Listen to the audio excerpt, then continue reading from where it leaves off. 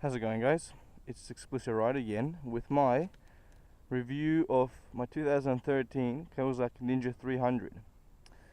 I was waiting for a bit, to do this. But yeah, there's not many reviews out there, so I thought I'd make one. And brought myself some notes so I wouldn't forget anything, make sure I cover everything. But basically, yeah, I just got this about 420 Ks, I think it's been 420 Ks ago. But because I had a 250R before, it's pretty much the same thing. Well, it's not, but it's an upgraded version, so I figured I don't need to really ride it that much longer. However, I have not, the only thing is I have not taken the highway yet, because I'm still in the braking period, so I can't comment on how stable it is on the highway. But anyway, let's have a look at the 2013 Ninja 300 in black. As you can see, it looks freaking sweet. Some people say it looks exactly the same as a Ninja 250R. That's the bike I had before this. Other history, I've never ridden anything else but a Kawasaki ER500 a couple years ago, and that was only for a couple days. So this, you can see the Kawasaki logo in the bottom now, sitting on the tank. To simulate, it's more like trying to copy the bigger bikes. You can see the grills. The looks of it. Look at the grills. They just look sweet. They're much bigger, so they let a lot more air into the engine to cool down. If you look at pictures of old 250R, you can see it's much different. They've changed, the fuel tank. As you can see, you'd have to compare side by side, but straight away it's one of the first things I noticed. The fuel tank. It's higher up and wider, so it looks more like a 600 fuel tank. So all they've done is they just made it a little bit wider, but concaved in here, so you can still turn the handlebar. It'll just barely miss this by a couple centimeters at full lock. So they haven't sacrificed anything there. The seats are different. Personally, I like the seats on the old Ninja 250R more, actually. However, these are wider and they're a bit spongier, so you can actually get more foot on the ground. The back one, same, a bit wider. They've integrated handles here. You can't see them. You cannot see them there, but they're actually inside, which the 250 did not have. So that's a plus. Just hold on there or to the rider if you're in the back. Cool thing is with the back seat, I'll show you. So now, before when you had to turn the key, we used to go right here for the 250R, and then you have to smash that around. It was such a pain in the ass to get out. But now it's actually down here. I don't know if the camera can see that. You turn that over, and then the seat comes out. It's much easier to take out the seat. And yep, it's my wallet, so it fits a wallet. Still tiny, no space. However, as you can see, it fits one wallet there. Now, if you take that off, you can put a bunch of random shit like keys. But if you move this, which you can actually remove, there's a toolkit. And here's my phone. Yeah, the shit phone, because my poor Unity in it. But if you actually get rid of this whole plastic thing by removing these sides, you will, you can fit, and you take the toolkit out, put that in your bag, so you can fit a fair bit. Thinking of getting the add-on back bag that goes here, hooks in, and you can carry a fair few things. It also goes in much easier. That's it, it's in. Whereas the old 250, you had to do a lot of wiggling around to get that freaking back seat on. My notes. So on the speedo, obviously, the most important thing for me is they've redone the speedometer. So now you can see it's digital. Shows you when you're in neutral. Check it out, neutral. See, green light there, neutral. Fuel is all digital. You got trip A and trip B. There's 424 Ks. It's got a freaking clock, which is awesome. Yeah, at night looks pretty sweet. Red line's at 13,000.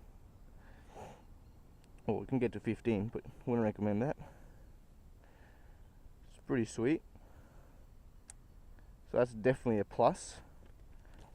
I love it. actually has a, you can't see it here, but when you're riding economically, you can, it actually shows a fuel economy symbol right here. It's like 3 circles, like in the pyramids. It's pretty sweet. So it's got the passing light switch, which is something new. So you obviously don't have the choke lever. I'll get to that in a second anymore. It's fuel injected. Here, you can, I don't know if you can see it. So it's pass right there.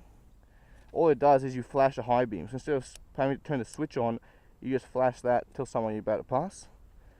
It's pretty cool, pretty smart. The mirrors, they do look different, you can tell. However, they're still shit. I don't care what anyone says. The mirrors are shit. They were shit on 250R and they're shit on this 300 as well. I mean, you might as well not even use them. They might as well not even be there. Because your arm blocks the whole thing. Doesn't matter what angle you put those mirrors on, your arm will block it the whole time. So if you want to look with the mirrors, you actually have to move your arm either inwards or up or down, depending on how you put the mirror, set the mirror up, and then you can see if there's anyone behind you, and you'll still probably be looking at the blind spot. So just always, I mean, use it as a guide to kind of know how many cars are behind you, but you know, don't rely on that, that's for sure. Definitely look behind you, turn your head. You know, the other thing they added is into the body kit is the integrated turning signals, which is sweet as.